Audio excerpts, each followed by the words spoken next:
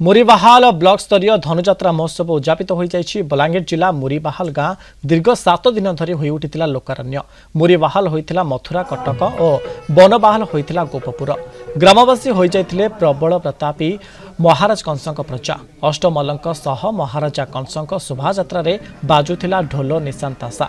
कलाकारक नृत्य प्रकम्पित हो उठिथिला सारा मुरीबाहाल गाँ। महाराज कंस मध्य सुसज्जित रथरे बसी सहर परिक्रमा करथिले। प्रजांक सामान्य दोष त्रुटि देखिले कठोर दंड विधान करुथिले। आ शेषरे श्रीकृष्णक सह मल्लयुद्धरे प्राण हराइथिले कंस। एटा बहुत 6 वर्ष है चलुच 6 नंबर वर्ष है। आज लास्ट दिन है बहुत एंजॉय करूँ। आगुरी किसी भी नहीं होता है 6 वर्ष है आसचे बोले टिके भल लगुच बुलाबुली करवाले सब जिन टिके ये हो बहुत भल लगुच। आज ये मुरीबाहाल यात्रा होची। बहुत सारा दोली भी पड़ी बहुत सारा जिनस भी पड़ी हर एक मार सब जिन सस्तार बहुत जिनस भी मिलूँ। पिला खेलना भी बहुत मिलूँ। तो समस्त ये आसुँच गोटे बुलाया गोटे गेट टुगेदर गोटे भल लगुच मजा लगुच।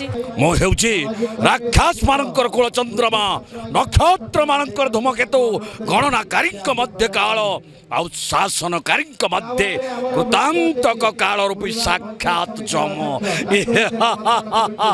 विभिन्न प्रतिभा व्यक्तित्व मान को आमे जिला बाहर राज्य बाहर डाकी संबर्धित करिवार कार्यक्रम अच्छी।